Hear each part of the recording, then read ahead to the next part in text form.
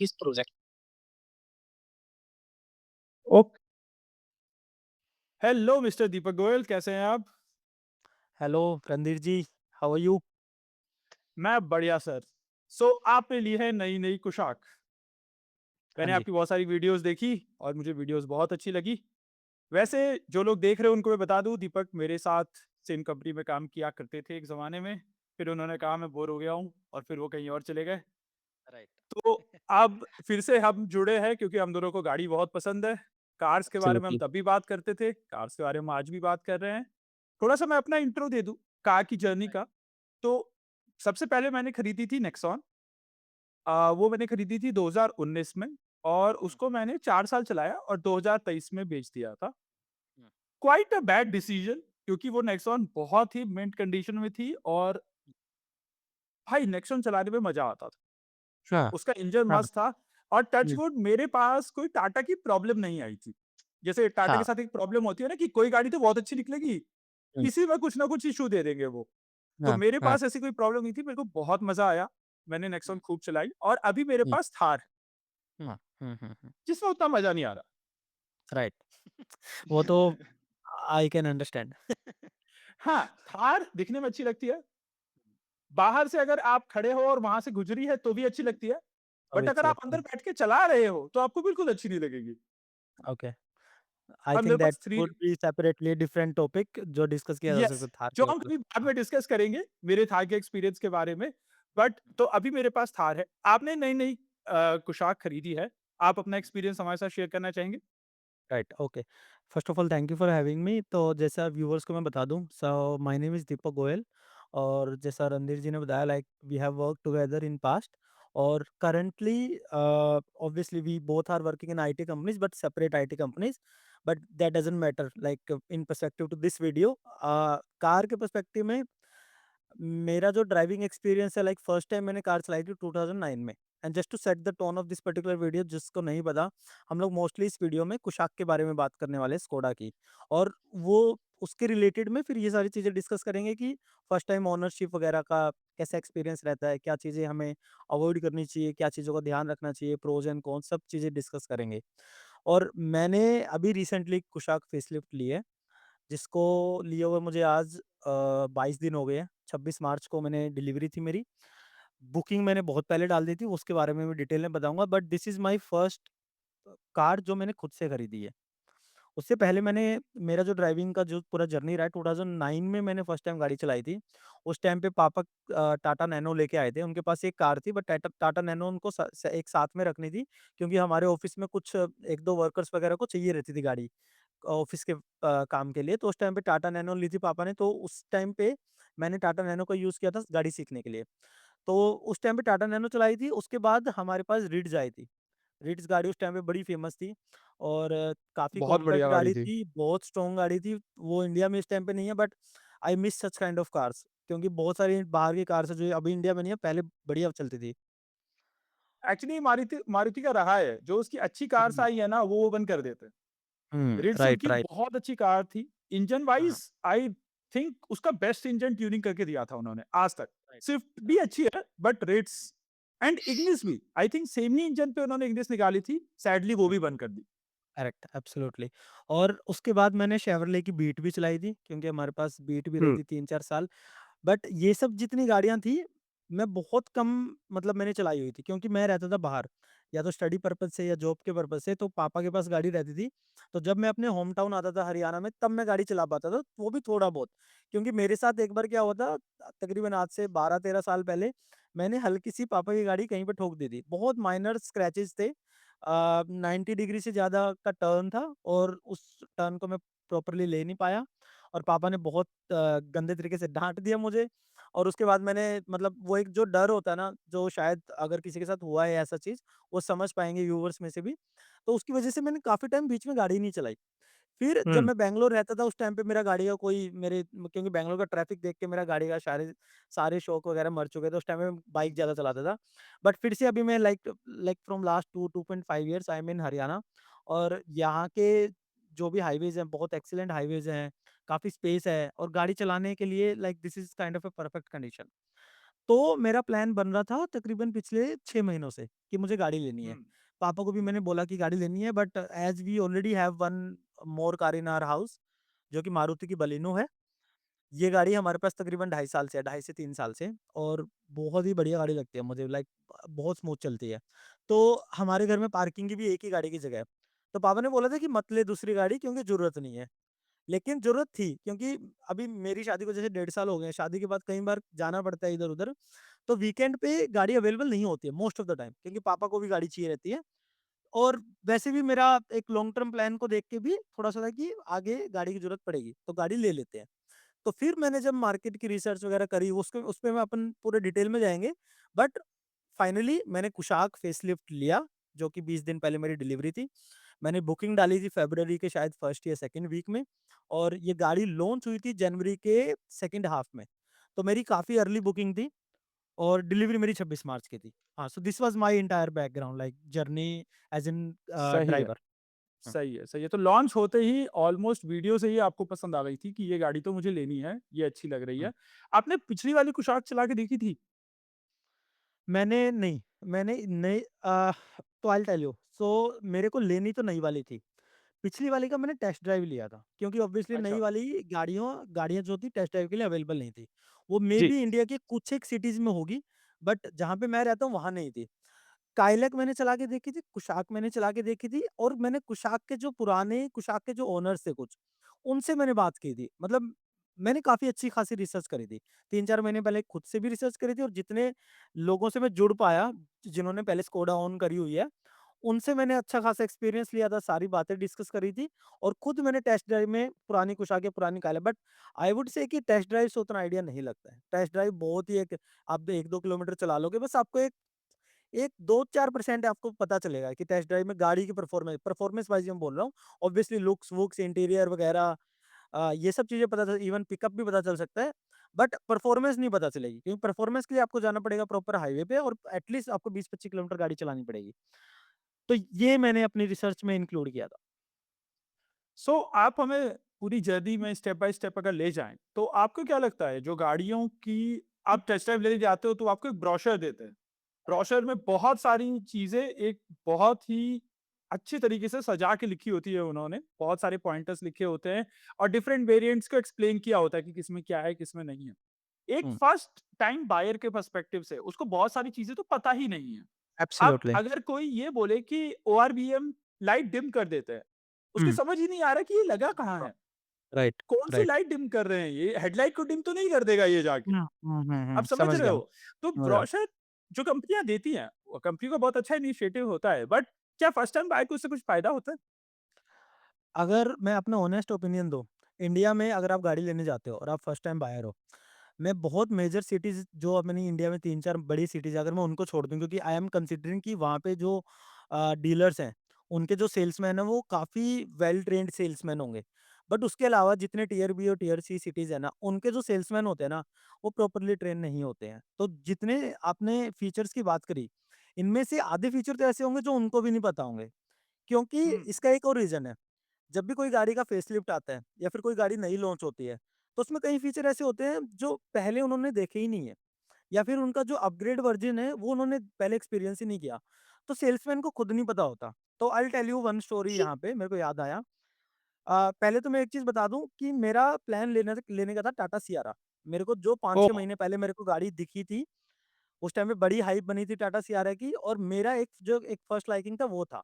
But Tata Sierra का waiting time बहुत ज़्यादा था, और मैं बुकिंग करना नहीं चाहता था टाटा सियारा की बिना देखे, क्योंकि टाटा सियारा पे मैं लाइक 100% कन्विंस नहीं था। और मैं एक ऐसे इंसान हूँ, मैं बड़ा अच्छे से रिसर्च करके कोई चीज़ लेता हूँ। ठीक है? ऑब्वियसली आप बाद में बोल सकते हो कि स्कोडा भी मैंने देख के नहीं ली थी, बट स्कोडा में 100% में कन्विंस हो गया था, because of various reason. Tata Sierra में नहीं हो पाया था, क्योंकि टाटा सियारा एक तो मेरे डीलर के पास अवेलेबल नहीं थी, वो बोले कि 3-4 महीने में आएगी, उसकी बहुत डिमांड चल रही थी उस टाइम पे, और साथ में वेटिंग टाइम था 5-6 महीने का, जो मेरे लिए बहुत बड़ा था। ठीक है? लेकिन जैसे ही स्कोडा की गाड़ी आई, उसकी वीडियो आई फिर जनवरी के लास्ट में, उसने मेरे को इम्प्रेस किया। Obviously I included like Honda elevate also, Kia Seltos also, high rider भी मैंने देखी थी टोयोटा की। बट स्कोडा आने के बाद ना, सबसे पहले फिर मैं स्कोडा के शोरूम में गया था, और वहाँ पे जब मैं शोरूम में गया तो मैंने जब बात करी, तो वो चीज़ मैं लाइक यहाँ पे बताना चाहता हूँ। जो सेल्समैन वहाँ पे मुझे मिले थे, नो डाउट लाइक बढ़िया सेल्समैन है, like as a human being like they are very nice, like जितने भी लोग मुझे वहाँ पे मिले। बट क्या उनको सारे फीचर्स के बारे में पता था? I doubt. क्योंकि जब मैंने ऑनलाइन देखा कि क्या-क्या आएगा उस गाड़ी में और जब मैंने उनसे जाके पूछा, मैंने उनसे एक सिंपल सवाल ही पूछा था कि मैं काइलैक के ऊपर कुशाक क्यों लूँ? वो मुझे एक्सप्लेन नहीं कर पाए वो चीज़। टू बी ये वेरी सवाल मैंने ऑनेस्ट। आपसे भी पूछा था थोड़े दिन पहले। Right, right. But I can explain this right now at this point of time. लेकिन वो सेल्समैन मुझे उस टाइम पे नहीं कर पाए, जबकि उनका काम तो ये मतलब मुझे सेल्स ही पिच करना है, राइट? उनका काम है मुझे सेल करना। उनका थोड़ा-सा क्या था ना कि कुशाक फेसलिफ्ट आने वाली है अभी, ठीक है? बट अभी हमारे पास जो स्टॉक है ना मुझे वो सेल करना है। तो मैं मतलब इन शॉर्ट मैं यही बताना चाह रहा हूँ कि उनको सारे बट फीचर्स ऐसा के तो बारे उसके में नहीं सीईओ ने एक्सप्लेन भी करना था। कहा है ना, इंडिया के जो एमडी है, उसने भी हुँ। कहा है ना कि मुझे कोई फ़र्क नहीं पड़ता काइलैक बिके या कुशाक बिक जाए। मेबी दोनों में से मेबी कुछ दिस बिच absolutely I I agree, like उनके इंडिया सीईओ ने भी यही बोला था कि मुझे तो स्कोडा के कस्टमर चाहिए। वो काइलैक खरीदें, स्लाविया खरीदें, कुशाक खरीदें, कुछ भी खरीदें। But that could be one of the reason जिसकी वजह से मेबी उनके जो सेल्स पर्सन है, उनको काइलैक के बारे में ज़्यादा मालूम है। उनकी उतनी ट्रेनिंग नहीं हुई है कुशाक फेसलिफ्ट पे एटलीस्ट या फिर स्लाविया वगैरह पे। स्लाविया भी अच्छी खासी बिकती है उनकी, मैं ये नहीं बोलूँगा, बट एटलीस्ट कुशाक फेसलिफ्ट में मुझे गैप देखने को मिला कि उनको नहीं पता था ढंग से कि सारे फीचर कौन-कौन से हैं, क्या नए आएँगे और वो अच्छे से एक्सप्लेन नहीं कर पाए। तो यहाँ पे मैं एक चीज़ बोलूँगा, जो भी फर्स्ट टाइम गाड़ी लेना चाहता है ना, वो डायरेक्ट डीलर के भरोसे ना जाए कि डीलर आपको एक्सप्लेन करेगा, सेल्समैन आपको एक्सप्लेन कर देगा सारी चीज़ें, नहीं। वो इतनी कॉमन चीज़ें एक्सप्लेन करते हैं ना, जो उनके एक्सप्लेन करने के बिना भी आपको पता होगी कि ये गाड़ी में है, जो वीडियोज़ में है या फिर जो मार्केट में कॉमन चीज़ें हैं। लेकिन क्या डिफरेंशिएटर है कि मैं अगर उनसे ये पूछूँगा कि मैं सियारा ना लेके मैं कुशाक लूँ, क्यों लूँ? वो मुझे क्लियर आंसर नहीं कर पाते हैं। तो मैं यही बोलूँगा, जो भी फर्स्ट टाइम बायर है ना, वो पहले अपने एंड पे रिसर्च करें ताकि आप वेल अवेयर हो कि क्या गाड़ी में है, क्या गाड़ी में नहीं है। और फिर उसके बाद ना नेगोशिएशन करने में भी मज़ा आता है। और मेबी अगर आपको कोई कन्फ्यूजन है, फिर आप उससे पूछ भी सकते हो कि स्पेसिफिकली मुझे इस फीचर के बारे में बताओ। तो दिस वाज़ माय एक्सपीरियंस कि सेल्समैन हुँ। उतने वेल ट्रेन्ड नहीं है सब जगह। इसमें मैं एक चीज़ और आपसे पूछना चाहूँगा, एक चीज़ में आपने टच अपॉन किया है कि बहुत सारी वीडियोज़ होती हैं। तो हुँ। आपने भी देखा है, मैंने भी देखा है कि कोई भी नई गाड़ी आती है, वो लॉन्च होती है, बहुत सारे यूट्यूब के इन्फ्लुएंसर्स को जो इन्फ्लुएंसर कार वगैरह के आते बारे हैं। में बात राइट। करते हैं, उनको बुलाया हुँ, जाता है, गाड़ी दिखाई राइट। जाती है, वो अपनी-अपनी वीडियो बना के डालते हैं। हुँ। ये लोगों को हेल्प करता है या ये नॉइज़ बढ़ा रहा है ज़्यादा? सो एक चीज़ तो ये है कि जो जितने भी यूट्यूबर और इन्फ्लुएंसर हैं, जो रेगुलर इस फील्ड में काम करते हैं, उनको कंपनी इनवाइट करती है। ठीक है? ऑफ़िशियल हुँ। उनको इन्विटेशन जाते हैं, आप आओ, गाड़ी को देखो, रिव्यू बनाओ, क्योंकि उनको भी ट्रैक्शन चाहिए बढ़िया। ठीक है? तो जितने लोगों को वो बुलाएँगे, उसमें क्वालिटी कितनी है, वो वहाँ पे मुझे डाउट है। क्योंकि उनको तो ये है कि यार इसके 50,000 भी सब्सक्राइबर है, बुला लो, हमें क्या फ़र्क पड़ता है? हमें तो दाल-चावल देना है, इसको खाना खिलाना है दिन में 1 बार, ये अपना आएगा, वीडियो बनाएगा, कोई दिक्कत नहीं। यूट्यूबर को कंटेंट मिल जाता है। बट द थिंग इज़ कि अगर वहाँ पे 50 लोग जा रहे हैं, उनमें से शायद 10, 15, 20 ही होंगे मैक्सिमम, वो भी मैं बोल रहा हूँ, जिनको बहुत अच्छी नॉलेज है और वो शायद वो सारी चीज़ें कवर कर लेते हैं, जो करनी चाहिए। और हाँ, इससे हेल्प ज़रूर होती है। हेल्प तो होती है बिल्कुल, क्योंकि आज के टाइम पे क्या है, डिजिटल वर्ल्ड है, हम कोई भी चीज़ लेते हैं, ऑनलाइन देख के आराम से हमें रिव्यूज़ वगैरह सब चीज़ें पता चल जाता है। बट यहाँ पे एक गैप आता है। गैप क्या आता है, जैसे कुशाक के टाइम पे मुझे गैप फ़ील हुआ था। अब गाड़ी लॉन्च करी जनवरी में, ठीक है? अब गाड़ी उन्होंने गोवा में खड़ी कर दी बीच के किनारे पे, बढ़िया वहाँ पे वीडियोज़ वगैरह बनवा ली। बट द थिंग इज़ कि उस टाइम पे ना कंपनी का डिटेल ब्रोशर नहीं आता। अब डिटेल ब्रोशर जब तक नहीं आएगा तब तक आपको ये नहीं पता चलेगा कि गाड़ी में एग्जैक्टली फीचर है क्या। वो एक एक जो मेन फीचर्स होते हैं ना, उनका एक ओवरव्यू सा देते हैं वीडियोस में भी और वहां पे भी, जो यूट्यूबर्स वगैरह को भी बताया जाता है कि फॉर एग्जांपल इस गाड़ी का सबसे बड़ा एक हाइप बना था बैक सीट मसाजर को लेके। तो जो मैं वीडियोस देख रहा हूँ, सारे लोग बैक सीट मसाजर, मतलब एक होता है ना कि सारा फोकस पॉइंट वहां शिफ्ट हो जाता है। और ऊपर से क्या है, जो लिमिटेड ब्रोशर आता है स्टार्टिंग में, जब तक प्राइसिंग नहीं आती, तो उसकी बात कर रहा हूँ मैं, क्योंकि प्राइसिंग के बिना तो आप सारे फीचर बता ही नहीं सकते किसमें क्या आएगा, किसमें क्या नहीं आएगा। तो जो एक ओवरव्यू वाला फीचर आता है ना, उसमें मोस्टली 8 से 10 मेन चीज़ें बताई जाती हैं कि गाड़ी के डायमेंशन कैसे हैं, गाड़ी का इंजन कैसा है, गाड़ी के जो मेन फीचर्स हैं वो कैसे हैं। बट डिटेल में नहीं आती, और जब तक डिटेल में नहीं आएगा तब तक कस्टमर को सब चीज़ें पता नहीं चलेगी कि मुझे एग्ज़ैक्टली मिलने क्या वाला है। तो वो जो वीडियोज़ होते हैं ना कि वो जल्दबाजी में बना दी गई हैं, वो वीडियो नॉइस भी क्रिएट करती हैं। तो मेरा वहाँ ये मानना है, एक जब तक और सारी चीज़ें ना आ जाए तब तक ना बनाओ ये सब चीज़ें। वहाँ एक और चीज़ ये भी है कि जो ये इन्फ्लुएंसर्स वीडियोज़ बनाते हैं, ये बनाते हैं टॉप मॉडल। तो जो आप बैक राइट। सीट मसाजर की बात कर रहे हो, वो हुँ, शायद मोंटे कार्लो वर्ज़न में होगा, बट एब्सोल्युटली। बाकियों में नहीं होगा। हुँ, अब आप जो अगर आप वैसे भी सोचो, तो अगर हम परेटो का प्रिंसिपल लगाएँ, तो सेकंड, थर्ड या फोर्थ वर्ज़न ही जनता खरीदती है। एब्सोल्युटली। बेस भी बहुत कम लोग खरीदते हैं और मोंटे कार्लो शायद आपको 5% जनता भी खरीदते हुए नहीं दिखेगी, हुँ, है ना? हुँ, तो आप जिस फीचर्स की बात कर रहे हो, वो किसी को देखने को भी नहीं मिल रही है। हुँ, और मोंटे कार्लो का सैंपल जो चलाने के लिए भी, टेस्ट ड्राइव के लिए भी, मुझे लगता है पूरे शहर के शायद एक शोरूम में होता होगा। बाकी जगहों पर उन्होंने उससे नीचे वाला वेरिएंट ही भेजा हुआ है, जो टेस्ट ड्राइव के लिए भी आपको मिल रहा है। हुँ। तो मेरे को तो लगता है कई बार कि जनता सब जो सबसे हाइप फीचर है ना, वो किसी गाड़ी में देख ही नहीं पाती हाँ, और बिल्कुल जनता सही बात ढूँढती बोल रहे हो ये। जाती है। Absolutely you are very right और इस चीज़ को यूज़ किया जाता है हाइप क्रिएट करने के लिए क्योंकि कंपनी भी जब वीडियोज़ निकालती है उसमें अपने हायर वेरिएंट्स के वीडियोज़ निकालते हैं और जो इन्फ्लुएंसर को भी इनवाइट किया जाता है मोस्ट ऑफ द टाइम उनको बेस वेरिएंट दिखाया नहीं जाता। इवन कुशाक के टाइम पे मुझे एक चीज़ याद है, सुंदरदीप करके एक यूट्यूबर है, बहुत फेमस यूट्यूबर है, कार के वीडियोज़ बनाते हैं, वोक्स क्लब उनका एक ऐसे कम्युनिटी है कार का। तो उन्होंने एक चीज़ बताई थी कि स्कोडा ने एक जगह पे जब इनका मतलब कार्स वगैरह दिखाई थी सबको इन्फ्लुएंसर वगैरह को, तो एक बेस वेरिएंट भी रखा हुआ था स्कोडा ने, जो कि उन्होंने स्पेसिफिकली ये चीज़ बोली थी कि मैं जितनी जगह जाता हूँ ना, कोई भी कंपनी बेस वेरिएंट नहीं रखती है। और इसका बेस वेरिएंट रखने का एक बहुत ही सिंपल रीज़न था, क्योंकि बेचना भी बेस वेरिएंट चाह रहे थे बहुत ज़्यादा, क्योंकि इसी वजह से इन्होंने most of the feature base variants ही देने स्टार्ट कर दिए थे। ऑल्दो आई एग्री कि हायर वेरिएंट्स की जितनी हम बात करेंगे, जितने फीचर्स की बात करेंगे, वो 95% लोगों के लिए मायने ही नहीं रखता। बस वो हाइप क्रिएट करने के लिए यूज़ किया जाता है। लोग शोरूम जाएँ, वहाँ जाके शायद वो डिसअपॉइंट हो कि वो चीज़ है नहीं वहाँ पे, बट एट लीस्ट उसकी वजह से वो शोरूम तो आए। तो उनको उनके नंबर ऑफ फुटस्टेप बढ़ बढ़ जाते हैं वहाँ पे। और दूसरा मेरे को ये भी लगता है इन्फ्लुएंसर्स की भी एक रिस्पॉन्सिबिलिटी यहाँ पे बनती है कि वो सिर्फ़ वो चीज़ें ना दिखाएँ जो उनको कंपनी बोल रही है दिखाने के लिए।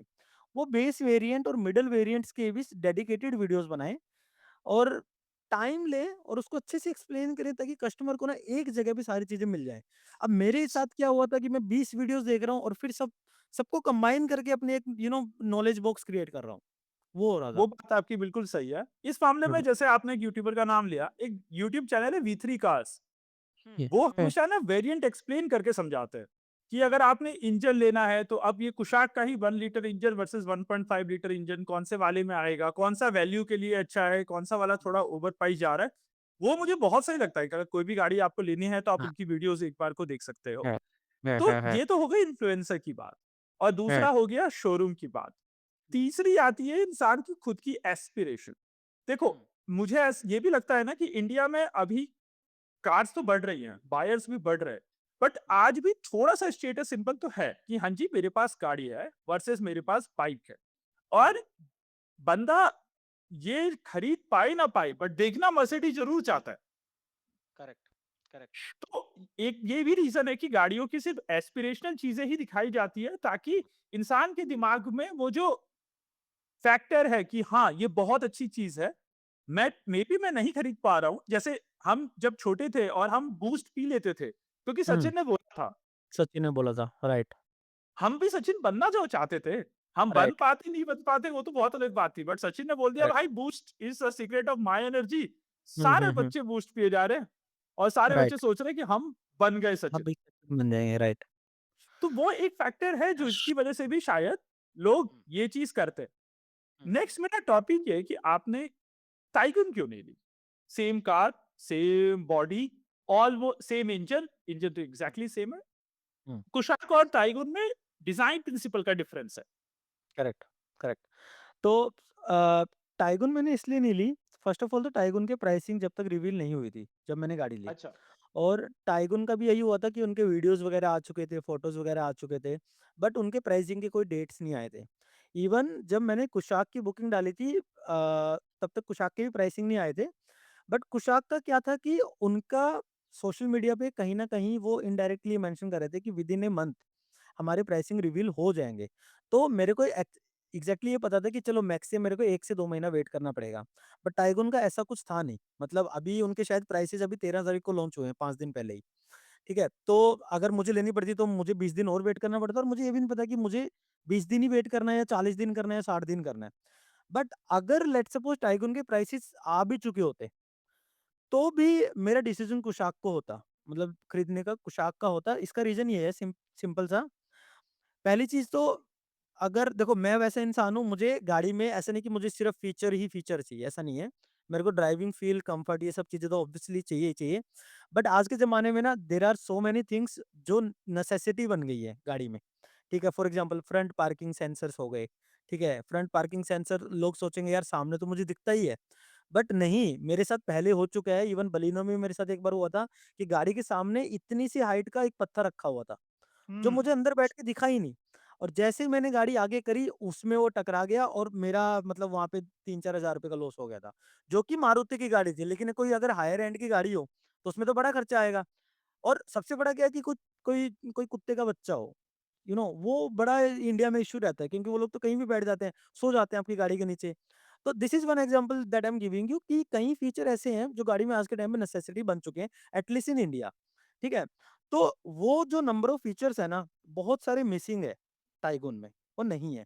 टाइगून मेरे हिसाब से उन लोगों के लिए ज़्यादा अच्छी है, जो एक तो पहले से ही वॉक्सवैगन के फैन है, कि उनका एक होता है ना जैसे आपने बोला एस्पिरेशन है, कि कई लोगों को तो ड्रीम ही होता है कि भाई मुझे ना अपनी पहली गाड़ी वॉक्सवैगन ही चाहिए। ठीक है, मुझे जर्मन गाड़ी चलानी है। अब स्कोडा को भी जर्मन बोलते ही हैं वैसे तो, बट है चेक की गाड़ी, चेक रिपब्लिक की। ठीक है, बट वो जी। ठीक है, सारा मतलब काफ़ी चीज़ें सेम ही हैं, कोई ज़्यादा फ़र्क पड़ता नहीं है। बट वॉक्सवैगन की अपनी एक ऑडियंस है, ठीक है? जो जानते हैं, जो सदियों से देखे जा रहे हैं इन गाड़ियों को, जैसे ऑडी की है, मर्सिडीज़ की है, तो मे बी उनके लिए जिनके एक तो पास सही है। वो थी, हाँ, जिनके पास पोलो रही थी या पोलो पोलो खरीदना रही थी, चाहते थे।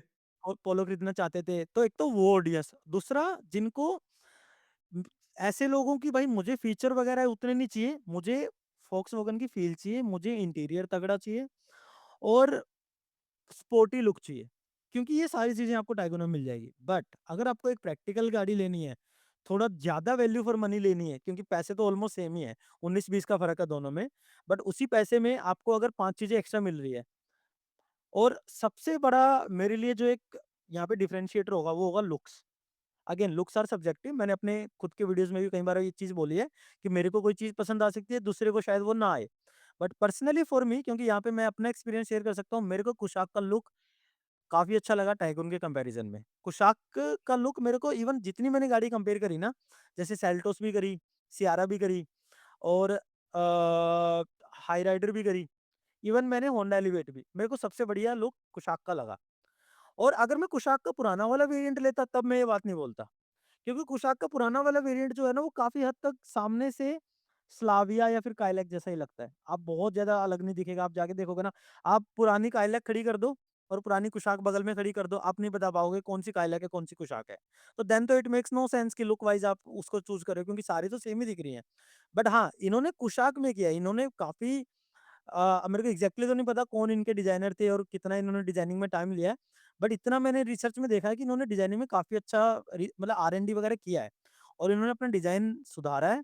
और मुझे पर्सनली सामने की जो उनकी डीआरएल आई है, जो लाइट्स आती हैं व्हाइट कलर की और पीछे स्कोडा का जो लेटर है वो जो ग्लो करता है रेड में, ठीक है? वो बहुत प्यारा लगता है। मैं अभी भी गाड़ी हाईवे पे जब लेके जाता हूँ कुशाक और लेट्स सपोज़ मुझे कुछ हाईवे पे कुछ परचेज़ करना है, 2 मिनट के लिए मैं गाड़ी रोकी हुई है। इंजन मेरा इग्निशन मोड में नहीं है बट गाड़ी ऑन है। तो पीछे का जो जब लेटर जलता है ना स्कोडा वाला, वो बहुत प्यारा लगता है। रात में तो बहुत ही बढ़िया लगता है। जो कि टाइगुन में थोड़ा-सा मिसिंग है। टाइगुन का जो लुक है ना, वो कुछ मारुति की गाड़ियों में भी वो लुक है। मैं यहाँ पे ये नहीं बोल रहा कि उसका लुक मारुति की गाड़ियों जैसा है, बट काफ़ी हद तक सिमिलर है, ठीक है? तो ट्रू। अगर आप लुक वाइज़ जाओगे, तो मेबी 10 में से 7 लोग कुशाक को ही चूज़ करेंगे। बट हाँ, मैंने बता दिया कि टाइगुन किस ऑडियंस को पसंद आएगी। जी, बिल्कुल। तो जब हाँ। ये 3 महीने की पूरी जर्नी थी, किस फीचर, किस दिन, कौन-सी चीज़ देखने के बाद आपने कहा भाई क्रेडिट कार्ड निकालो, आज तो हम डाउन पेमेंट करके ही जाएँगे? Right, right. So I will tell you, जैसे मैंने बताया स्टार्टिंग में सियारा थी मन में, सियारा का वेटिंग टाइम बहुत लंबा था, मेरे को सामने से गाड़ी मिली नहीं कभी भी और तो फिर जैसे ही सियारा मैंने फर्स्ट टाइम रोड पे देखी, जब आई थी किसी ने तो मेरे सिटी में लिया था, तो मैंने जब फर्स्ट टाइम देखी थी, मुझे उसका बैक लुक बिल्कुल अच्छा नहीं लगा। Feature wise I would say कि सियारा में कोई कमी नहीं है। ना ही उसकी बिल्ड क्वालिटी में कमी है। सबसे बड़ी कमी है बैक लुक और उसका टाटा का लोगो। जो कि again this is my personal opinion, looks are subjective. मुझे टाटा का वो लोगो पसंद नहीं आता कभी भी। मैं बहुत अरसे से वेट कर रहा हूँ कि टाटा अपना लोगो मॉडिफाई करेगा, थोड़ा मॉडर्न लुक उसमें लेके आएगा, जैसे महिंद्रा लेके आया और महिंद्रा ने इस बेसिस पे काफ़ी गाड़ियाँ बेची हैं अपनी। इवन किया ने अपने लोगो चेंज कर लिए हैं, सबने चेंज कर लिए हैं, बट टाटा ने अभी तक नहीं किया। और ऊपर से जो सियारा है ना, सियारा में अगर आप एडवेंचर वेरिएंट लेते हो और उसमें थोड़ा-सा जैसे पीछे की लुक चेंज करवाते हो, स्टेपनी वगैरह लगा देते हो और आगे का भी एक है, बैजिंग आ जाता है, आपका टाटा का लोगो नहीं रहता, सियारा का बैजिंग आ जाता है। उससे आपकी गाड़ी का लुक बहुत एनहांस हो जाता है, स्पोर्टी लुक आ जाता है। बट फिर अगेन अगर आपका बजट ही नहीं है एडवेंचर वेरिएंट तक जाने का, क्योंकि वो 16-17 लाख की रेंज में आएगी, जो कि शायद मैं एक्स शोरूम बोल रहा हूँ, ठीक है? और साथ में अगर आप अलग से मॉडिफिकेशन कुछ करवाते हो, उसके अलग से पैसे हैं। तो आपका बजट बहुत लंबा खिंच जाएगा। तो उसकी वजह से मुझे मूव मूव ऑन करना पड़ा कि यार सियारा नहीं कुछ और देखते हैं। सेल्टोस मेरे को इसलिए पसंद नहीं आई क्योंकि सेल्टोस में एक तो 10 से 12 वेरिएंट है। इतना ईज़ी नहीं है सेल्टोस की जर्नी आपको कंप्लीट करना। अगर आपको सेल्टोस खरीदनी है, तो आपको अच्छी खासी रिसर्च करनी पड़ेगी आपकी और पीएचडी हो अगेन जाती है। पीएचडी हो जाती है। ऊपर से सेल्टोस में भी वही इश्यू है। सेल्टोस ने अभी जो नया डिज़ाइन लाया है ना, उनके एक जो शायद कोरियन डिज़ाइनर है कोई फेमस, उन्होंने एक चीज़ बोली थी कि मैंने सेल्टोस का जो अभी वाला डिज़ाइन बनाया है ना, this design will create a nostalgia and hype may be after 7 to 8 years, क्योंकि मैंने फ्यूचरिस्टिक डिज़ाइन बनाया है, बट ये डिज़ाइन अभी के लिए नहीं है। लेकिन उन्होंने कंसीडरिंग फ्यूचर वो डिज़ाइन बनाया है, तो शायद अभी मुझे पसंद नहीं आया, बाद में आ जाए। बट मुझे मुझे वो डिज़ाइन पसंद नहीं आया और मुझे जब मैंने स्कोडा की गाड़ी देखी, वीडियो में देखी और फ्रंट से देखी, पहला इंप्रेशन तो मेरा वहाँ आया था। एक कई बार होता है ना कि आपको first impression is the last impression, वो मेरे लिए वर्कआउट किया था। कि गाड़ी के लुक ने मुझे इम्प्रेस किया था but that was not the you know primary factor जिसकी वज़ह से मैंने गाड़ी खरीदी। मेरे को लुक ने इम्प्रेस किया, फिर आके मैंने अपनी रिसर्च स्टार्ट करी कि हाँ ठीक है, मेरे रिसर्च में एक और गाड़ी आ गई है, चलो इसको भी एनालाइज़ करते हैं। फिर मैंने उसको एनालाइज़ किया ढंग से, उसके इंजन के बारे में पढ़ा, क्योंकि मुझे to be very honest engine के बारे में बहुत ज़्यादा डीप रिसर्च नहीं, मतलब नॉलेज नहीं थी पहले। मतलब इतना पता था कि कितने सीसी की होती है गाड़ियाँ, सीसी ज़्यादा है तो बढ़िया होगी, वैसा था। बट कितना टॉर्क है और टर्बो चार्ज है, आईवी टेक है, कौन-सा इंजन है वो नहीं पता था। फिर मैंने वो रिसर्च करी और फिर मेरे को मेन था प्राइसिंग। मैं वेट कर रहा था डेस्परेटली प्राइसिंग का। मैंने जिस दिन बुकिंग डाली, उस दिन तक प्राइसिंग नहीं आई थी, बट क्यों मैंने बुकिंग डाली? क्योंकि स्कोडा ने मुझे बोला था, "आप बुकिंग कर लो ऑनलाइन और अगर प्राइस आने के बाद आपको बुकिंग रिवोक करनी है या फिर आपको वेरिएंट चेंज करना है, तो आप कर सकते हो। वेरिएंट चेंज भी हो जाएगा और अगर आपको बुकिंग नहीं भी करनी, कैंसल करनी है, कोई और गाड़ी लेनी है या लेनी ही नहीं, तो आपके पैसे रिफंडेबल हैं पूरे के पूरे। कोई उसमें टैक्स नहीं कटेगा, कोई कुछ नहीं। तो दैट वाज़ समथिंग कि चलो ठीक है, एक सेफ साइड पे मैं हूँ और गाड़ी 1-2 महीने बाद आ जाएगी। पहले मैं बुकिंग डाल दूँगा तो मेरा वेटिंग टाइम कम हो जाएगा, क्योंकि वो मुझे चाहिए था, अदरवाइज़ तो मैं सियारा भी जा सकता था। मुझे गाड़ी अगस्त-सितंबर तक नहीं चाहिए थी, मुझे गाड़ी अभी चाहिए थी। तो जब मैंने स्कोडा की बुकिंग करी तो मेरे लिए मेन वहाँ पे डिसीजन पॉइंट ये आने वाला था कि प्राइस क्या आएँगे और फिर उसमें फीचर क्या आएँगे। क्योंकि जैसे मैंने बताया कि प्राइस और फीचर दोनों रिवील नहीं हुए थे। सिर्फ़ गाड़ी के लुक्स रिवील हुए थे, वीडियोज़ रिवील हुए थे और कुछ फीचर रिवील हुए थे, सारे नहीं हुए थे। तो फीचर आए फिर इसके 18 मार्च को। 18 मार्च को फीचर्स भी आ गए, प्राइसेज़ भी आ गए, सारी चीज़ें आ गई। फिर मैंने अपने डीलर को कॉल लगाया कि भाई ये तो गड़बड़ हो गई। तो वो बोले कि गड़बड़ क्यों हो गई? मैं बोला कि बेस वेरिएंट स्टार्ट हो रहा है 1069 से। उसका नेक्स्ट वेरिएंट है 1459 जो कि काफ़ी अनयूजुअल है। आप कितनी भी गाड़ियाँ देखोगे उससे नेक्स्ट वेरिएंट 2-2 लाख के गैप पे आते रहते हैं। बट इसमें नहीं था, इसमें सीधा 4 लाख का जंप था। अब यहाँ पे हो गया था मेरे को गंदा वाला डायलेमा कि मैं कुशाक लूँ तो बेस वेरिएंट लूँ या सिग्नेचर लूँ? और अगर मैं कुशाक लेने का ही प्लान ड्रॉप कर दूँ, तो क्या मैं काइलैक के लिए जाऊँ? ठीक है? क्योंकि उस टाइम तक मुझे इंजन वाइज़ मुझे स्कोडा पसंद आ चुकी थी। तो मेरे को ये तो था कि मेरे को गाड़ी गाड़ी तो स्कोडा लेनी है, क्योंकि इसमें जो अभी इवन ऑटोमैटिक में अगर आप जाओगे 8 स्पीड 8 गियर वाला आता है, टॉर्क कन्वर्टर उसको आई थिंक बोलते हैं, जिससे आपकी माइलेज भी बढ़िया निकलती है और गाड़ी बढ़िया स्मूथ चलती है। अगर 1.5 इंजन आपका, तो पावर बहुत बढ़िया जनरेट करता है। बट 1.0 भी मैंने इंजन जितना इसका देखा, चला के भी देखा, टेस्ट ड्राइव भी ली थी और मैंने कुछ पुराने ओनर से बात करी, वो बोले कि ज़बरदस्त इंजन है, ठीक है? कोई प्रॉब्लम नहीं आएगी, हाँ, आपको मेंटेन करना पड़ेगा इसको। जैसे इंडिया की जितनी गाड़ियाँ रगेड हैं, आप किसी भी तरीके से यूज़ करो, आपने बाहर सर्विस करवा ली और ये चीज़ें नहीं कर सकते आप स्कोडा में। तो ये चीज़ आपको देखनी पड़ेगी। तो engine was the primary factor जिसकी वजह से मेरे को स्कोडा ने इम्प्रेस किया।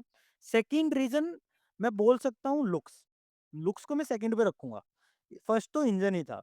अब थर्ड अगर मैं फीचर वाइज़ बात करूँ, तो फीचर वाइज़ ऑब्वियसली स्कोडा से ज़्यादा फीचर इंडियन गाड़ियों में है। जैसे टाटा में है, कोरिया की सेल्टोस में है, ठीक है? इनमें है, नंबर ऑफ फीचर यहाँ से ज़्यादा मिल जाएँगे। बट अगेन फिर आपको ये देखना पड़ेगा कि कितने फीचर पे आप मिस आउट कर रहे हो और क्या वो बहुत क्रूशियल फीचर है। तो मेरे लिए कुशाक में 2 फीचर ऐसे थे जो स्टैंड आउट कर रहे थे, जो शायद बहुत लोग वीडियोज़ में बोलते भी थे कि स्कोडा को देना चाहिए था। एक था 360 डिग्री कैमरा और दूसरा था एडीएस, ADAS जिसको हम इंडिया में बोलते हैं, जो कि ऑटोमैटिक ड्राइविंग में काम आता है। एडास का मैं बहुत बड़ा फैन नहीं हूँ, एटलीस्ट इन इंडिया, क्योंकि मैंने कई वीडियोस देखे हैं, कई लोगों के एक्सपीरियंस देखे हैं कि एडिया एडास कई बार इंडिया में मेल फंक्शन कर जाता है। आपकी गाड़ी हाईवे पे अच्छी स्पीड में चल रही है और एडास ने ऑटोमेटिकली ब्रेक मार दी है। तो मैं नहीं चाहता, मैं चाहता हूँ मेरी गाड़ी पे मेरा कंट्रोल रहे, टेक्नोलॉजी का कंट्रोल ना रहे। और मुझे वैसे भी सेल्फ ड्राइव गाड़ी और इस सब में इंडिया में तो एक्साइट नहीं करती हैं चीज़ें।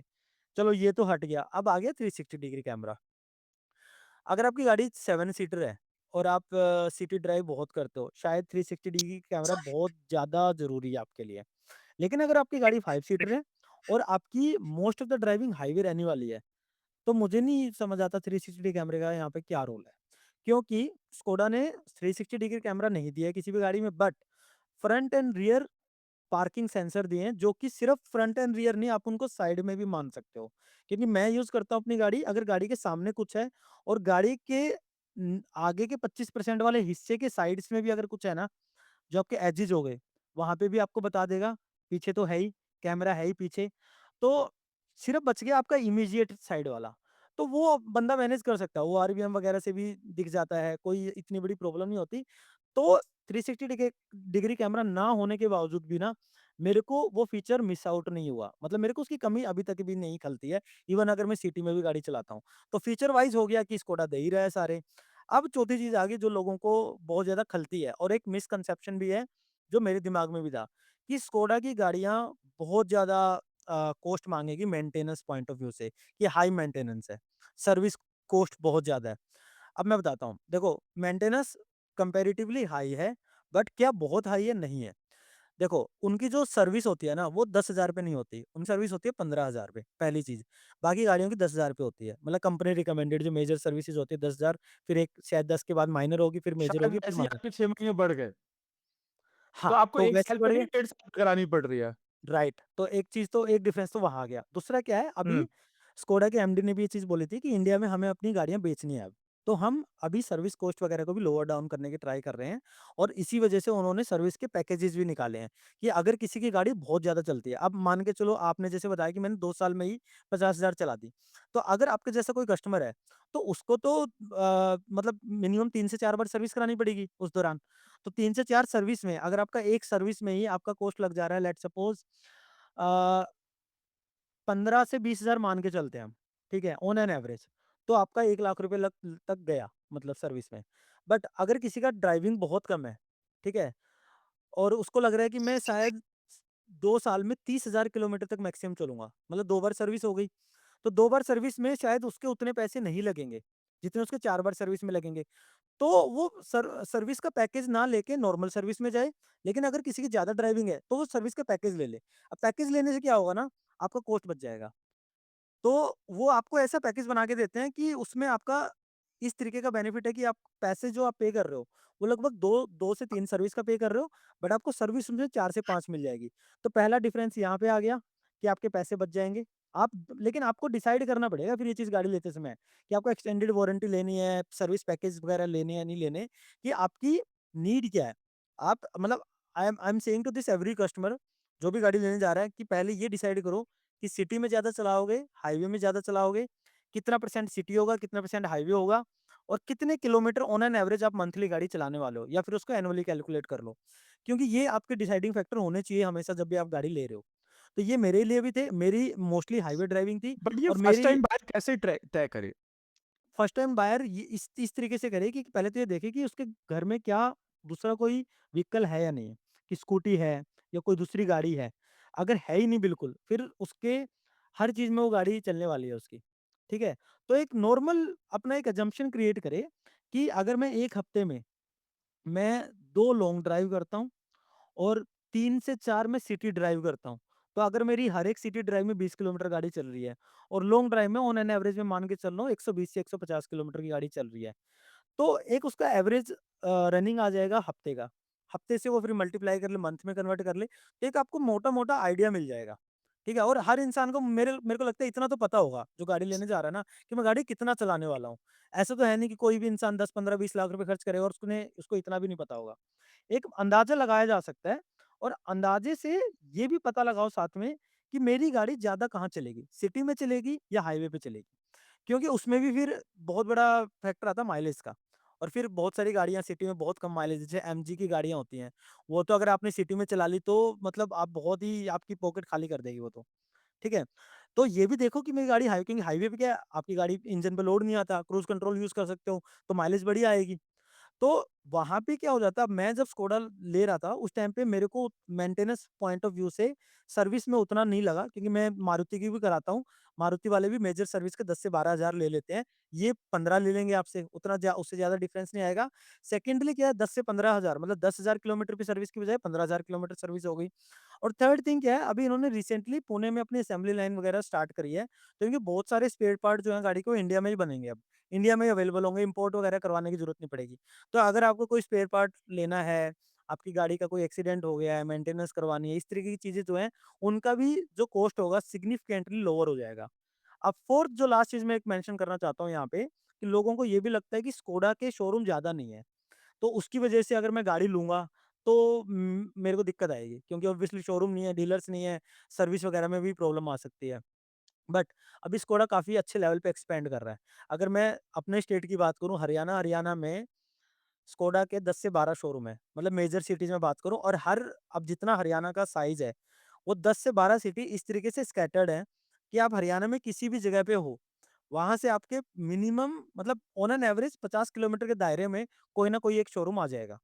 तो 50 किलोमीटर बहुत ज़्यादा नहीं है ऑब्वियसली। आधा घंटा लगेगा हरियाणा जैसे स्टेट में तो। आप बैंगलोर वगैरह की अगर आप बात करोगे तो वहाँ तो वैसे ही सिटी में बहुत सारे शोरूम मिल जाएँगे, बैंगलोर, दिल्ली में। बट वैसे अगर आप स्टेट वाइज़ कहीं पे भी रहते हो टियर बी, टियर सी में, तो आप एक बार चेक करो कि स्कोडा का शोरूम आपसे नियरेस्ट कितना दूर है। मैं आपको लिख के दे सकता हूँ कि 50 से 70 किलोमीटर के अंदर में आपको एक शोरूम मिल जाएगा, और इनके अभी टोटल टच पॉइंट है ना इंडिया में 305 से 310 टच पॉइंट है इंडिया में, जो कि वोक्सवैगन के सिर्फ 180 के आसपास हैं। तो अ, मतलब reach wise Skoda is more easier to reach. ठीक है? आपकी कार ब्रेकडाउन कर जाती है हाईवे पे, रोड साइड असिस्टेंस आपको चाहिए, तो उस कंपैरिज़न में स्कोडा आपको बेटर दे पाएगा। बट हाँ, आप इंडियन गाड़ियों से कंपेयर करोगे उतना नहीं है। बट आप ये भी तो देखो ना, आप कौन-सा रोज़-रोज़ जाने वाले हो वहाँ पे? आप 6 महीने में 1 बार जाने वाले हो, उसके लिए 50 किलोमीटर जाना कौन-सी बड़ी बात है? आप जी, पचा बात तो सही। अ, तो इसलिए मैं बोल रहा हूँ कि ये कुछ मिसकंसेप्शन है, मेरे को भी थे, यार स्कोडा तो इंडिया में है ही नहीं। ऐसा नहीं है, स्कोडा इंडिया में है, मार्केट शेयर कम है, उनके टच पॉइंट है, वो गाड़ी कम बेच रहे हैं बिल्कुल, लेकिन है बट वो, अभी आप बढ़ रहा ले है। सकते हो। उनका कुशाक आने के अभी बाद बढ़ उनका रहा है। मार्केट शेयर भी बढ़ा है। पोशाक से पहले मैं मोस्टली यहाँ पे मेंशन करना चाहूँगा, काइलेक्स से उनका ये जो लिफ्ट आया है ना, काइलेक्स से आया है। काइलेक्स से पहले उनका पूरा बैठ गया था। वो लोग जाने वाले थे इंडिया से, और फोर्ड वाला हाल होने वाला था। बट काइलेक के लॉन्च करने के बाद उनकी काइलेक शायद 50 से 60,000 यूनिट बिक चुकी है, और काइलेक ने स्कोडा को लिफ्ट किया है। अब कुशाक आ रही है, स्लाविया के अच्छे-अच्छे मॉडल आ रहे हैं, तो शायद अब चलेंगे ये लोग। बात सही है। तो यहाँ पर हाँ, हमने बहुत सारे कॉस्ट की बात की। हाँ। अगर हम टोटल कॉस्ट ऑफ ओनरशिप की बात करें, तो एक तो हो जाता है कि भाई गाड़ी की वैल्यू क्या है? राइट। एक्स शोरूम आपको क्या वैल्यू पैसे की गाड़ी मिल रही है, उसके बाद आप टैक्स दे रहे हो, आरटीओ दे रहे हो, और उसके बाद फिर आप इंश्योरेंस और पेट्रोल, मेंटेनेंस, और उसके ऊपर ऐड ऑन कि अगर आप गाड़ी खरीदोगे तो ड्राइव पे जाओगे तो कुछ खाओगे रेस्टोरेंट में। तो राइट। उस तरह से अगर आपको देखा जाए, तो एक फर्स्ट हैंड बायर के लिए अगर कोई 10 लाख की गाड़ी खरीदने जा रहा है, तो मुझे नहीं लगता कि उसकी गाड़ी उसको 10 लाख की पड़ती है। उसकी गाड़ी हुँ, उसको मिनिमम 15 लाख की तो पड़ जाती, अगर वो थोड़े लंबे समय पे देखे। क्योंकि हुँ, हुँ। इंसान ये भी नहीं काउंट करता जब वो पहली बार खरीदने जा रहा होता है। जैसे मैं अपना बताऊँ, मैंने जब नेक्सॉन खरीदी थी, तो नेक्सॉन उस टाइम पे साढ़े 12 लाख की पड़ी थी मुझे। मैंने खरीदी थी उसकी एक्ज़ेड प्लस, जो मैनुअल में टॉप में वेरिएंट था। हुँ। तो मैंने कहा वाह! बहुत बढ़िया, साढ़े 12 लाख की है। मैंने अरे उनको वाह! 2 या 3 लाख रुपए दिए थे। तो मैंने हुँ, हुँ। कहा बाकी 9 लाख रुपए मुझे देने पड़ेंगे। मैंने डिवाइड करा 12 ये 60 महीनों से और मैंने कहा ये मेरी ईएमआई बढ़ ईएमआई रही है कैलकुलेट बहुत बड़ी। हाँ। हुँ, मैंने इंटरेस्ट जोड़ा ही नहीं लोन के ऊपर।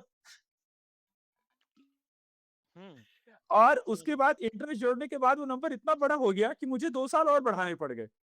करेक्ट। तब जाके वो मेरी पॉकेट में फिट हो पाया। वैसे ही समझ फिर मैंने ये नहीं जोड़ा था कि जैसे एक होता था ना जब हम छोटे थे कि अगर नहीं सब्जी अब घर पे बनी टिंडे की, तो अब हुँ, आप 2 ही रोटी खा रहे हैं। बट हाँ, अगर आज राजमा बने तो आप 4 खा सकते हो भाई, 4 खा आपकी सकते कैपेसिटी तो हुँ, है। समझ तो गया, अगर आप समझ जभी गया। आप इतना खुश हो अपनी गाड़ी से, तो हाँ, मुझे लगता है हाँ। 20 दिन में आपने जो है 7-8 दिन तो बाहर निकाल ही ली। चलो हाँ, इस आराम बात से। के लिए, अब बात छोटी-सी चीज़ में ही 100 किलोमीटर घूम आते हैं। हुँ, हुँ, सही बात है। तो वो कॉस्ट भी आपकी बढ़ रही है।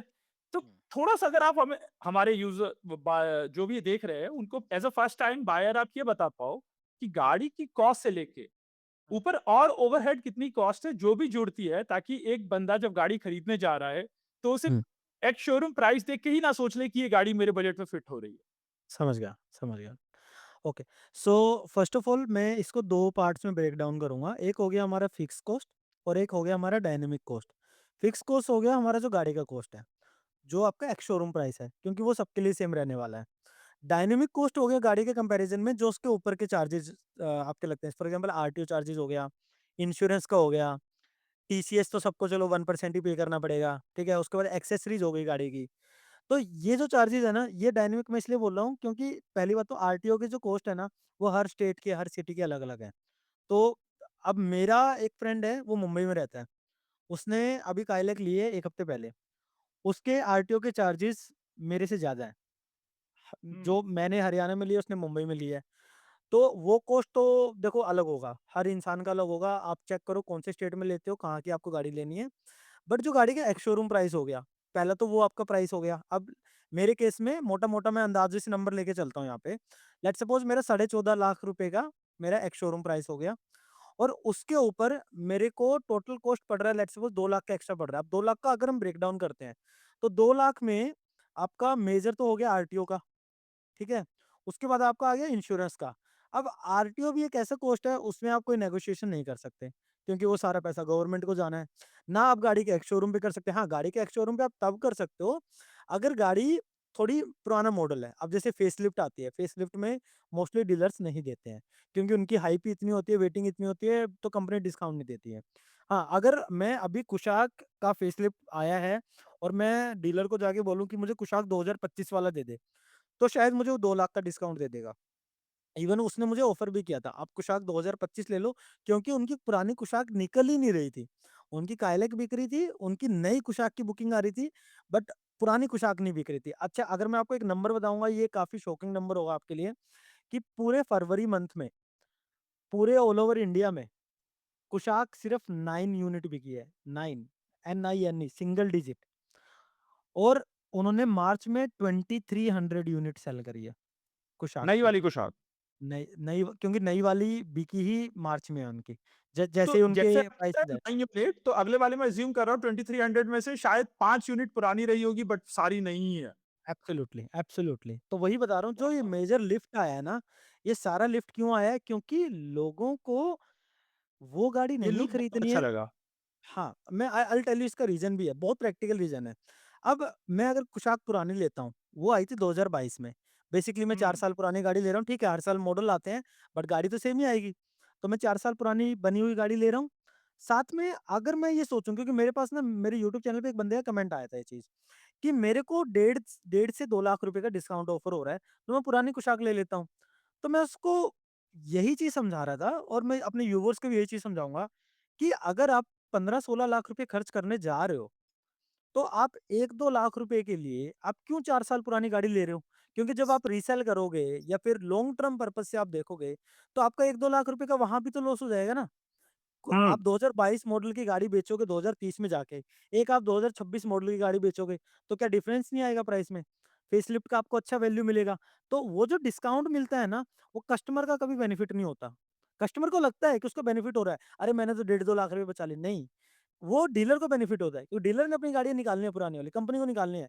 कंपनी तो अब बनाने नहीं वाली उन पुरानी गाड़ियों को, तो कंपनी के लिए तो ये इन्वेंटरी हो गई, और इन्वेंटरी हमेशा कॉस्ट टेकिंग होती है। ठीक है? उस इन्वेंटरी खाली होगी तो नई गाड़ियाँ रख पाएगी, इन्वेंटरी खाली नहीं होगी तो नई गाड़ियाँ कैसे फ़ोल्ड थोड़ी होती है गाड़ी।